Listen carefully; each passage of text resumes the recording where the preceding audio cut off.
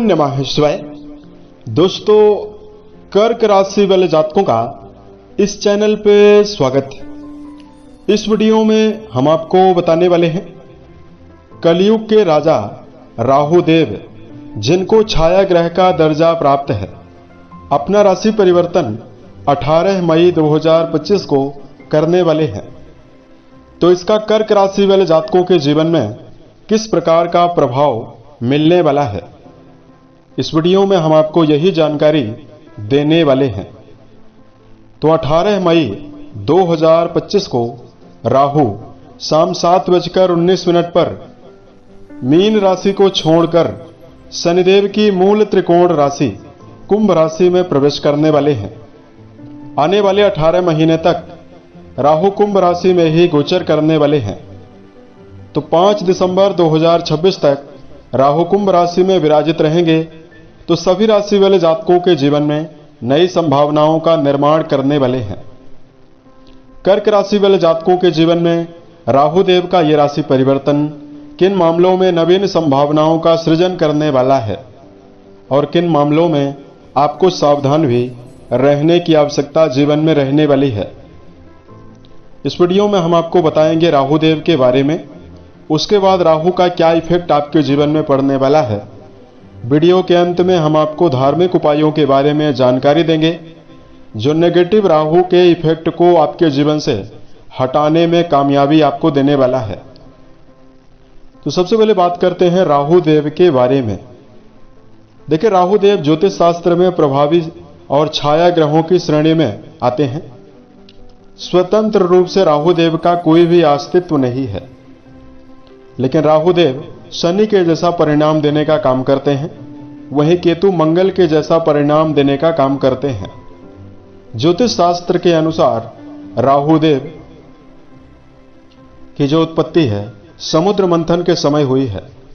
समुद्र मंथन में जब स्वर भानु नाम का राक्षस देवताओं की लाइन में बैठकर अमृत का पान करता है, तो स्वर भानु नाम का दैत्य भगवान विष्णु के द्वारा जब सुदर्शन चक्र से उसका गला काटा जाता है, तो सिर का जो ऊपरी हिस्सा होता है वो राहु के नाम से जाना जाता है।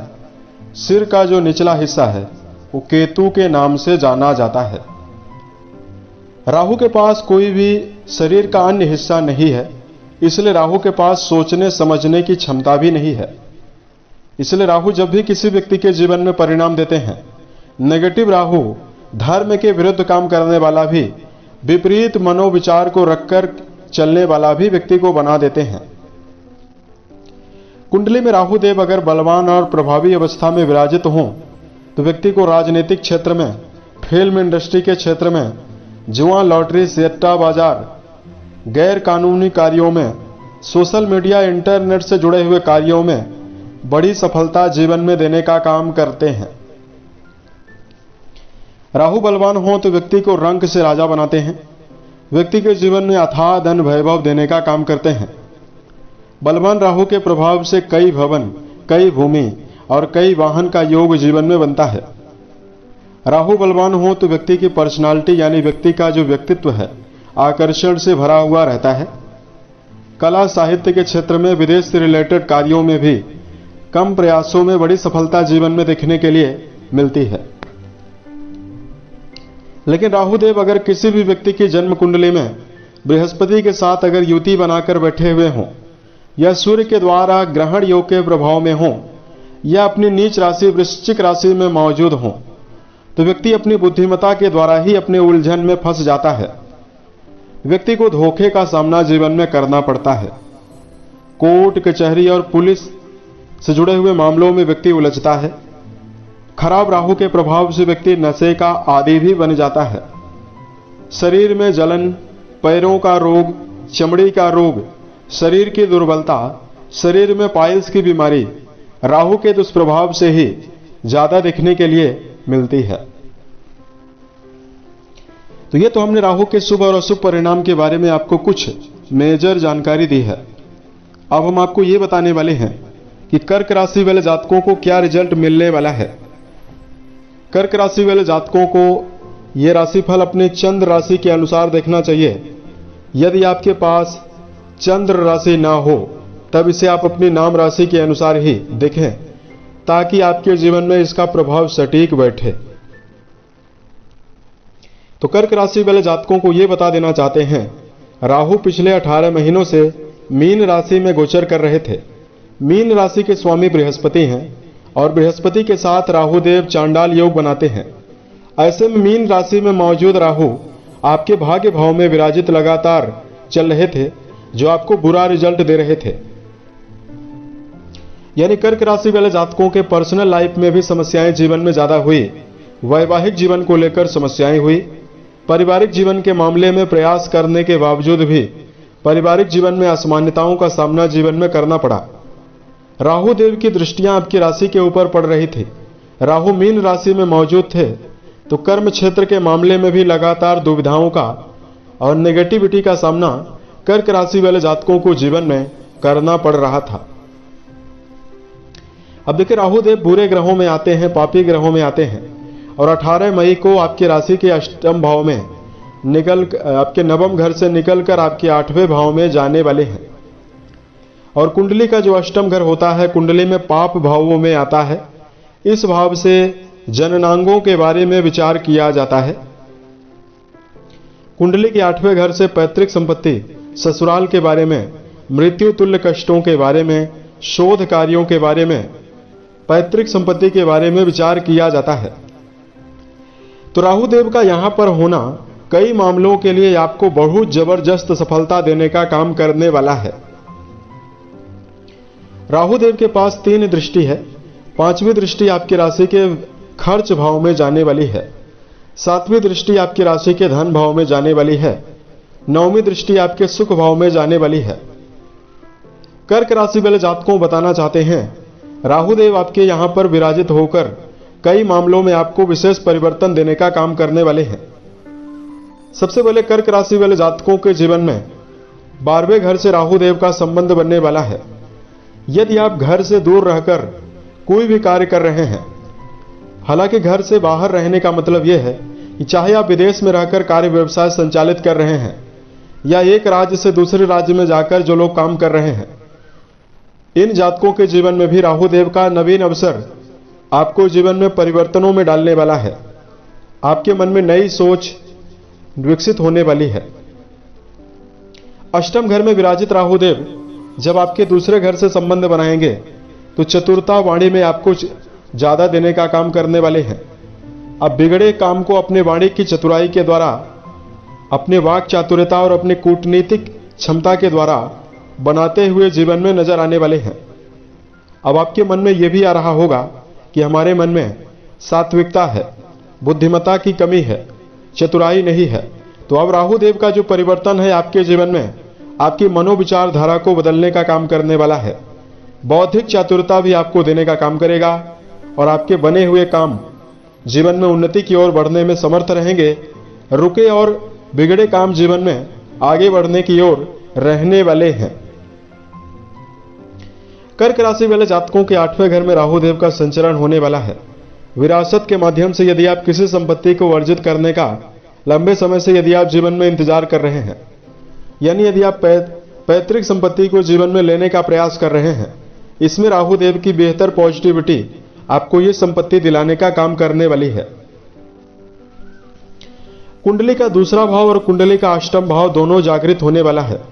कुंडली का दूसरा भाव जहां धन के मामले में जानकारी रिप्रेजेंट करता है, वहीं सेम अष्टम भाव कुंडली का धन भाव का सप्तम माना जाता है। यानी दोनों भाव आमने सामने के भाव माने जाते हैं।